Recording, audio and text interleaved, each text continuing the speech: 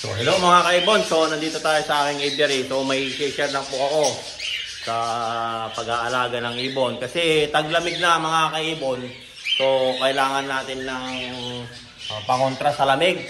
Mas lalo na yung mga nasa labas yung aviary niya, yung kulungan nung walang aviary, yung open siya mga kaibon. Ngayon mapapansin niyo yung mga ibon nyo, bumabaluktot yung mga balahibo nila para silang naka-spike parati yung balahibo nila, parang nilalamig sila mga kaibon. So dahil sa panahon ngayon nagbabago, December na, malamig yung panahon. So ayan, ititip ko lang, dagdagan nyo ng red millet yung pagkain nila dun sa bird seed na mix.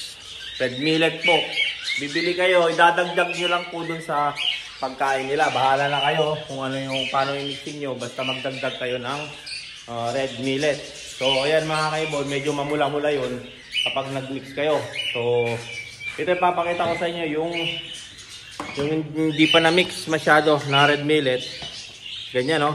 Ganyan ang normal na mixing. So kapag nagdagdag kayo ng red millet, makikita nyo naman red siya. Ayan mga kaibon, dagdagan nyo. So ayan mga kaibon, dagdagan nyo lang po ng red millet. Nabibili po yan sa farm supply natin. So ayan mga kaibon, dagdag lang po, pangontra sa lamig. Kasi yung red millet ay mainit sa katawan. Yan po yung base sa aking experience. Ganun po yan. Mas lalo na po yung mga nasa labas yung aviary. Yung nasa labas po yung mga cage ng mga alaga natin. Malamig po ngayon mga kaibon. So yan po. So sana po nakatulong po yung aking tip.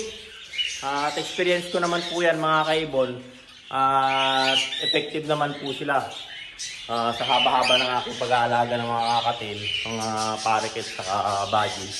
Ganun mga kaibon yung epekto nila. Mainit sa katawan ng red millet. So ayan mga kaibon, sana po nakatulong. Maraming po salamat.